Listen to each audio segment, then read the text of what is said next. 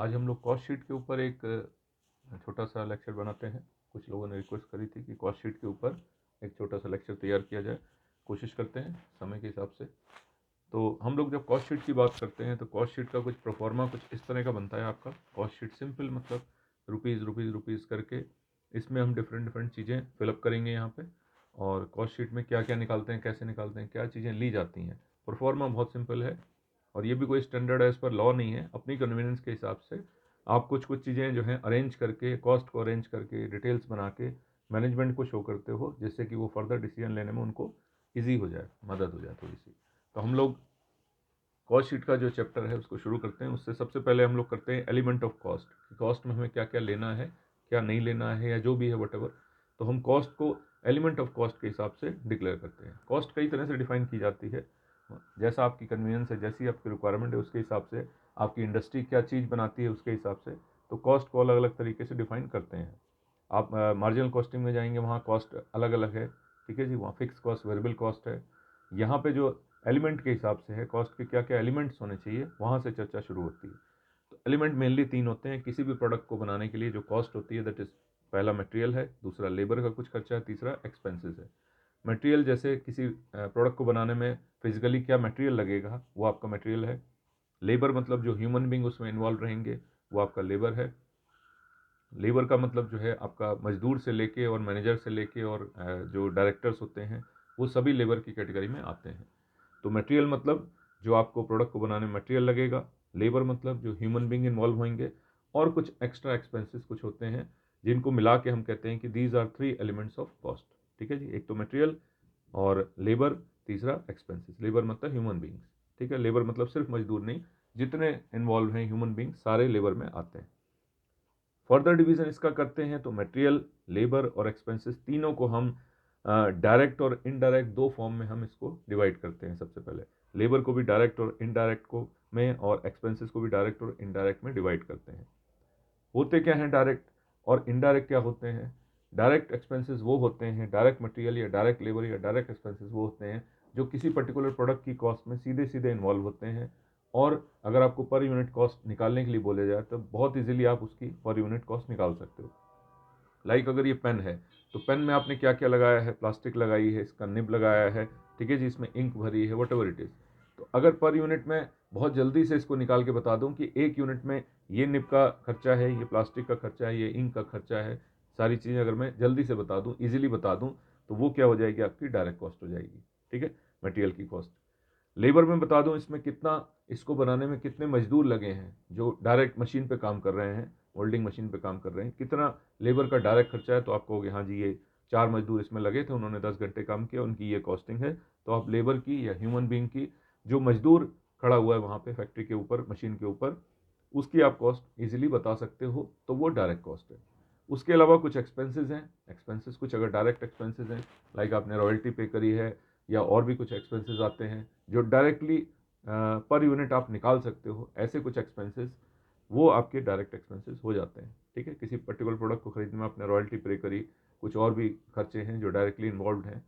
तो अगर उस प्रोडक्ट में आप पर यूनिट उसको इजीली कैलकुलेट कर पाते हो कि इसमें कितना डायरेक्टली एक्सपेंसेस इन्वॉल्व है, तो उसको हम बोलेंगे डायरेक्ट एक्सपेंसेस। ठीक है जी, तो direct material, direct labour, direct expenses का ये समझने का तरीका है। दूसरा है इनडायरेक्ट लेबर, इनडायरेक्ट मटेरियल और इनडायरेक्ट एक्सपेंसेस।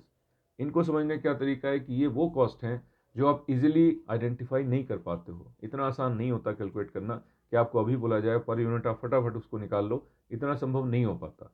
और ये जो कॉस्ट हैं ये थोड़ा सा समय बीतने के बाद, लाइक 1 महीने के बाद या 6 महीने के बाद या इस तरह से भी कैलकुलेट की जाती हैं। उसको फिर जो है प्रोडक्ट की कॉस्ट में ऐड किया जाता है। एक तरह से कॉस्ट में भी इन्वॉल्व करते हैं, लेकिन ये थोड़ा इसमें समय लगता है कैलकुलेट करने में।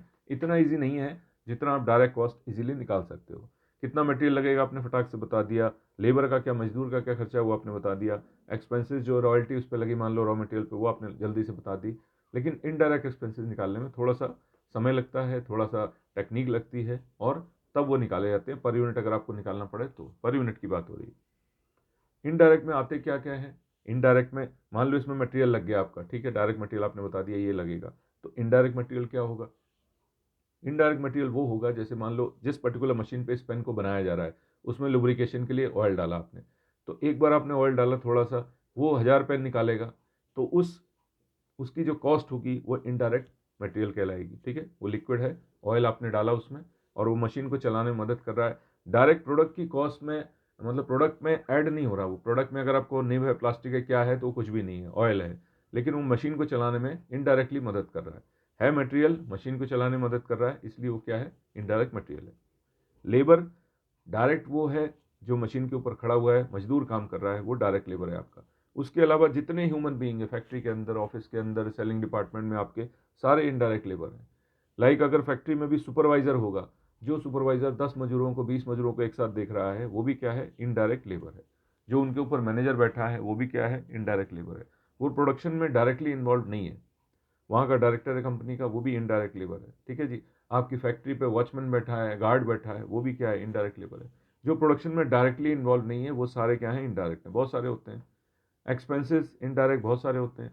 लाइक आपकी बिल्डिंग का डिप्रिशिएशन हो गया, आपका इलेक्ट्रिसिटी का बिल हो गया, ठीक है जी, एमसीडी के चार्जेस हो गए, वाटर चार्जेस हो गए, बहुत सारे चार्जेस, बहुत सारे खर्चे हैं। आपका बिल्डिंग का रेंट हो गया, ठीक है, लाइटिंग का खर्च हो गया, फैक्ट्री में या आपके ऑफिस में लाइटिंग हो रही है, उसका खर्चा।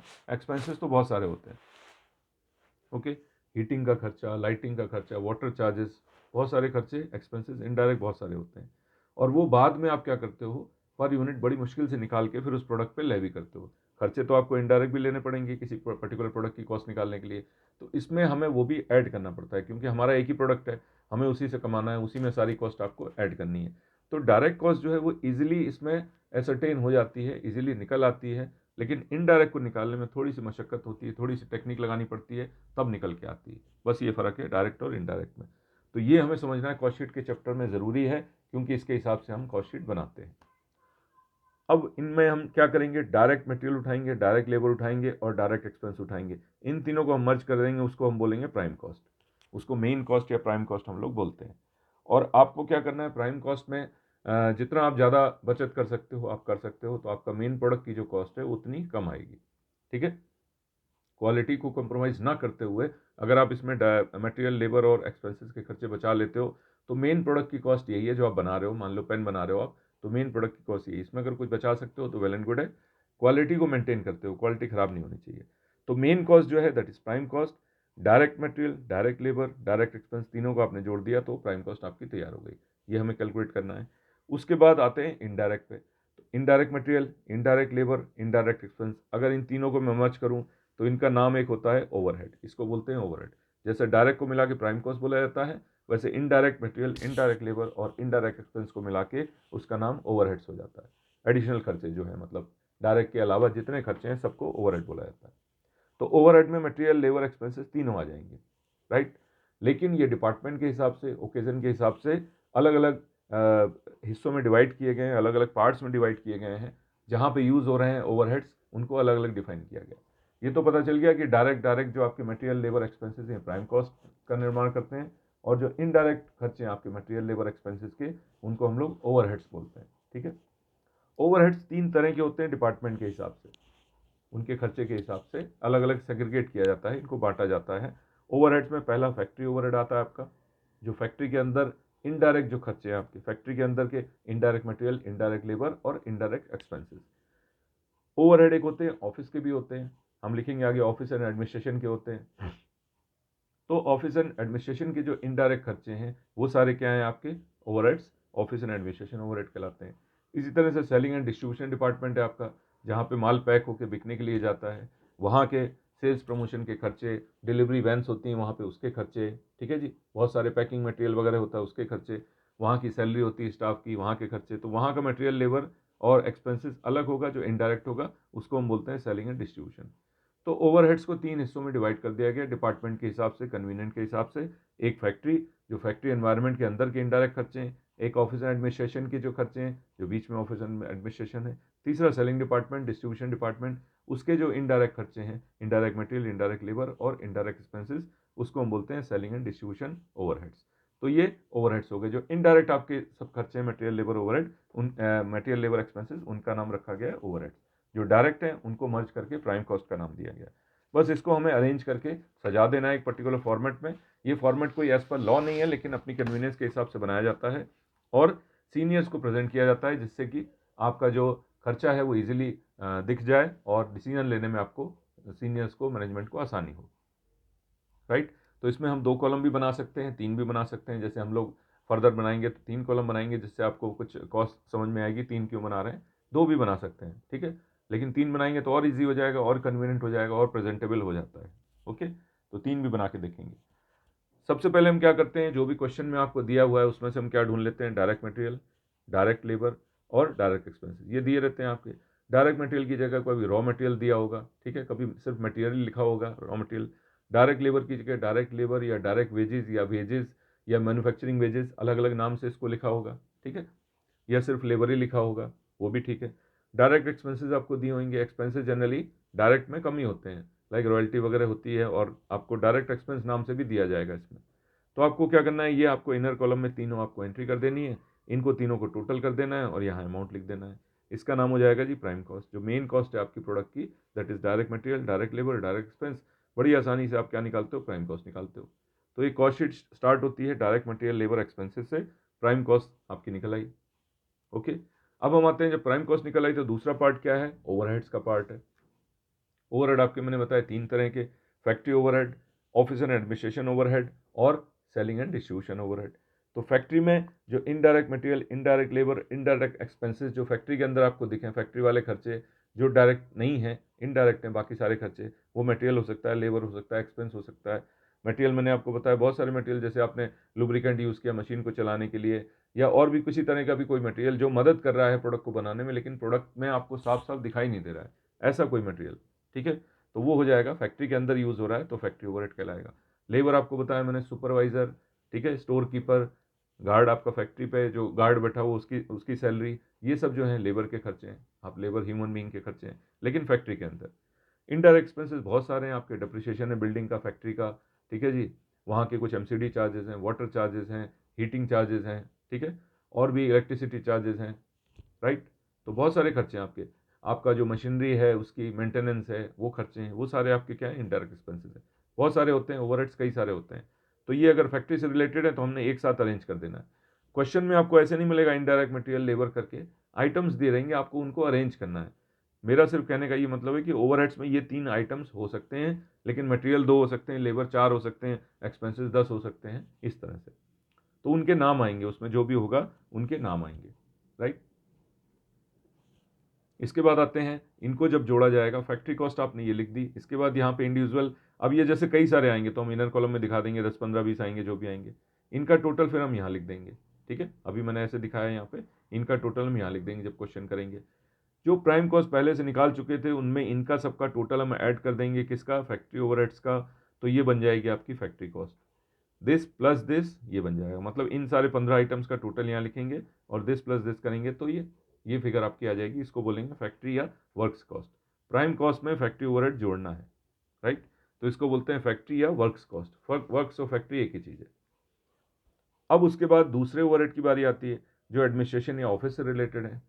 ओके जी, ऑफिस एंड एडमिनिस्ट्रेशन है, उसमें भी कुछ मटेरियल हो सकता है, कुछ लेबर हो सकता है, कुछ एक्सपेंस हो सकता है जो इनडायरेक्ट टाइप का हो, उसको हम छांट लेंगे, उठा लेंगे क्वेश्चन में से, उनको हम यहाँ पे अरेंज कर देंगे, 10 15 20 जो भी होंगे, जितने भी होंगे वो हम उठा लेंगे, उनका टोटल हम यहाँ लिख देंगे, ठीक है जी, उनका टोटल करके यहाँ लिख देंगे।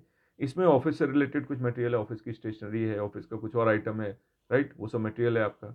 यहाँ भी कुछ लेबर बैठे हैं, ऑफिस का कुछ स्टाफ है, कोई मैनेजर है ऑफिस का, कोई डायरेक्टर है, यहाँ के भी कुछ एक्सपेंस हैं, ऑफिस की लाइटिंग है, ठीक है जी, ऑफिस में और छोटे मोटे खर्चे हैं, वो सारे खर्चे आपके, डेप्रिसिएशन है, कंप्यूटर्स वगैरह है उसका डेप्रिसिएशन है, उसका किराया है बिल्डिंग का, वो सारे खर्चे हम अरेंज कर लेंगे यहाँ पे।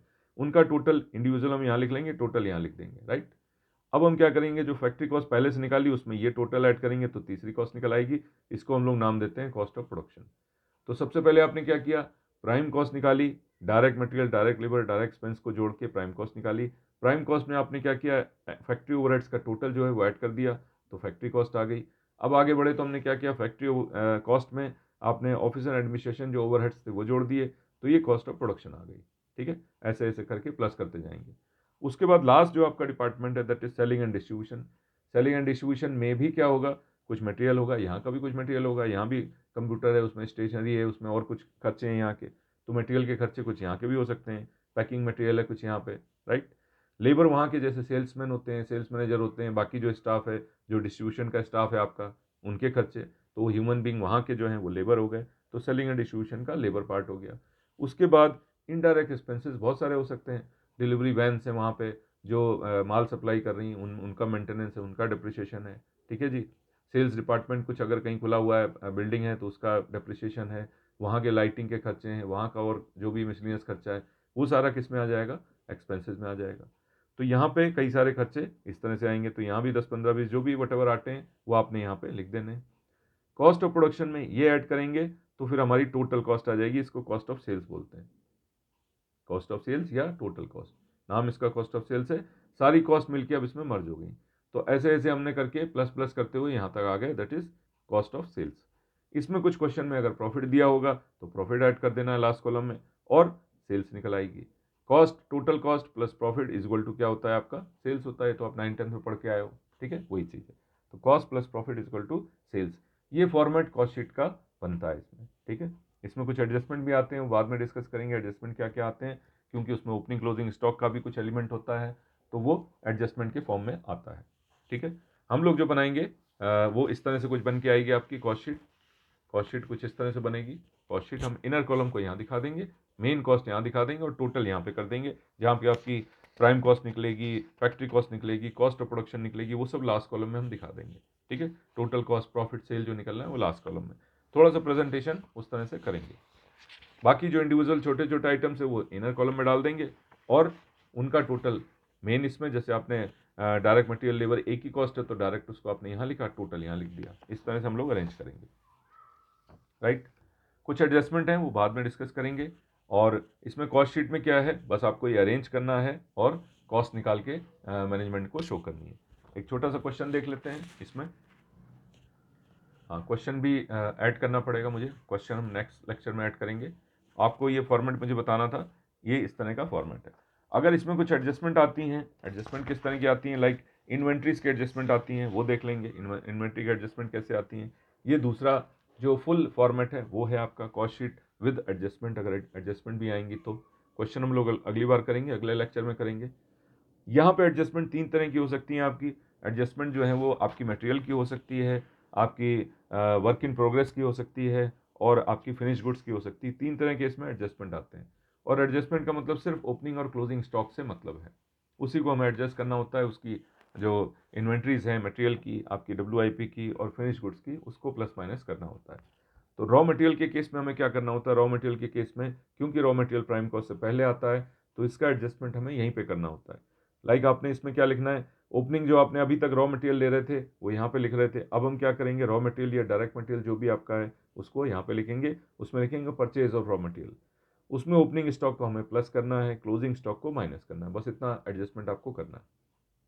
जो रॉ मटेरियल दिया है परचेज उठाएंगे उसका, ओपनिंग स्टॉक प्लस करेंगे, क्लोजिंग स्टॉक माइनस करेंगे। जो फिगर निकल के आएगी वो क्या होगी, रॉ मटेरियल कंज्यूम्ड या यूज्ड होगी, उसको हम लास्ट कॉलम में लिखेंगे, जैसे अभी तक लिख रहे थे उसी तरह से लिखेंगे। पहले सिंपली एक वैल्यू थी रॉ मटेरियल, मतलब रॉ मटेरियल यूज्ड आपको डायरेक्टली पता था। अब हमें अगर उसमें ओपनिंग क्लोजिंग स्टॉक का एलिमेंट है तो ये एडजस्टमेंट है एक तरह से। तो हम क्या करेंगे, पहले purchase of raw material question में दिया होगा, ओपनिंग स्टॉक दिया होगा, क्लोजिंग स्टॉक दिया होगा। परचेज में हम ओपनिंग स्टॉक ऐड कर देंगे, क्लोजिंग स्टॉक माइनस कर देंगे, कितना रॉ मटेरियल कंज्यूम हुआ या यूज हुआ वो फिगर आपको मिल जाएगी। उसके बाद डायरेक्ट लेबर आपको डायरेक्ट दिया होगा और एडजस्टमेंट इसमें होता नहीं, डायरेक्ट लेबर यहाँ लिखेंगे सीधा, डायरेक्ट एक्सपेंसेस यहाँ लिखेंगे सीधा, ठीक है। तो ये जो मैं थर्ड कॉलम बना रहा हूँ ये आपके लिए, ये इनर कॉलम जो मैं यहाँ पे वैल्यूज लिख रहा हूँ इसके लिए मैंने थर्ड कॉलम आपके लिए ये बनाया है, ठीक है। तो ये वैल्यूज यहाँ पे लिखेंगे।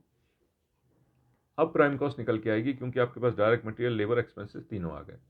उसके बाद आते हैं जी किस पे, फैक्ट्री ओवरहेड्स पे आते हैं। यहाँ पे एक और एडजस्टमेंट है वर्क इन प्रोग्रेस का, WIP का, जो सेमी फिनिश प्रोडक्ट अक्सर फैक्ट्रीज में कुछ ना कुछ रहता है, उसके बारे में चर्चा होती है यहाँ पे वर्क इन प्रोग्रेस में, ठीक है।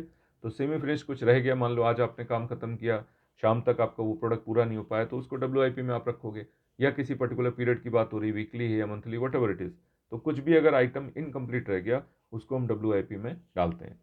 तो यहाँ पे हम क्या करेंगे, सिंपली यहाँ पे एडजस्टमेंट कहाँ पे आएगा, फैक्ट्री ओवरहेड जो अभी तक आप ऐड कर रहे थे वही करेंगे, इनडायरेक्ट मटेरियल, लेबर, एक्सपेंसेस, सारे जो भी खर्चे थे इंडिविजुअल 8 10 15 जो भी थे वो ऐड करोगे।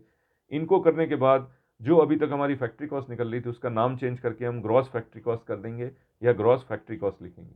क्यों, क्योंकि इसमें ओपनिंग और क्लोजिंग का एडजस्टमेंट है। अगर ये एडजस्टमेंट आता है तो जो हमारी फैक्ट्री कॉस्ट निकलती थी उससे पहले एक वैल्यू निकलेगी जिसको हम बोलेंगे ग्रॉस फैक्ट्री कॉस्ट या ग्रॉस वर्क्स कॉस्ट, उसको हम यहाँ लिख देंगे।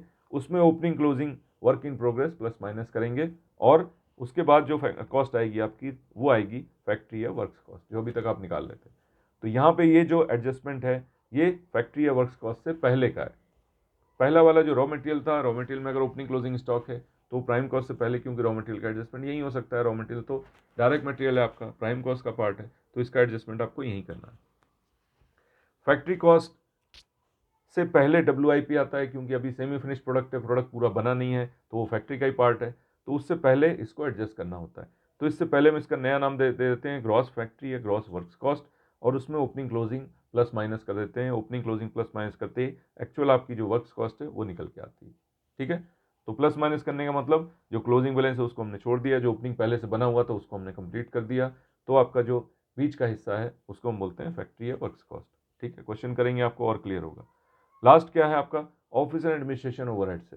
इसमें अगर ओपनिंग क्लोजिंग स्टॉक होता है तो वो फिनिश गुड्स का होता है, तो फिनिश गुड्स तक ले जाने के लिए आपको पहले बनाना पड़ेगा, कंप्लीट प्रोडक्शन करना पड़ेगा, तभी वो फिनिश गुड्स में ओपनिंग क्लोजिंग प्लस माइनस हो सकता है कि पहले से कितना फिनिश गुड्स था, अभी हमने कितना बनाया, कितना क्लोजिंग बच गया। ये एडजस्टमेंट तभी आ सकती है जब आप पहले प्रोडक्ट को पूरी तरह तैयार करो। तो हम क्या करते हैं, जो फैक्ट्री या वर्क्स कॉस्ट आपका निकल के आया उसमें ऑफिस एंड एडमिनिस्ट्रेशन के material, indirect labour, indirect expenses सारे जोड़ के हम क्या करते हैं, कॉस्ट ऑफ प्रोडक्शन निकाल लेते हैं। उसके बाद उसका ओपनिंग क्लोजिंग करते हैं, क्योंकि जब तक प्रोडक्ट आपका तैयार नहीं हुआ तब तक उसकी इन्वेंट्री एडजस्ट आप कैसे करोगे, plus minus opening stock closing stock के साथ कैसे मर्ज करोगे। तो जो अभी प्रोडक्ट आपका बन गया कंप्लीट एक तरह से, उसकी कॉस्ट हम जो है फिनिश गुड्स में प्लस माइनस करते हैं, तो इसकी इन्वेंट्री देखते हैं। तो जो आपने अभी बनाया वो हो गए, प्लस जो पहले से रखे हुए थे उसको ऐड कर दिया, जो क्लोजिंग स्टॉक जो अभी आपका बिकने के लिए नहीं गया है, बीच में रह गया है, लाइक उसकी क्लोजिंग इन्वेंट्री है, उसको छोड़ देंगे, माइनस कर देंगे। तो इसको एक नया नाम देंगे, इसका नाम होगा कॉस्ट ऑफ गुड्स सोल्ड। मतलब जो बीच का हिस्सा आपका बिकने के लिए चला गया, बाहर चला गया, उसको हम बोलते हैं कॉस्ट ऑफ गुड्स सोल्ड। ये काम जो है कॉस्ट ऑफ प्रोडक्शन के बाद हो रहा है, ये ध्यान रखना है।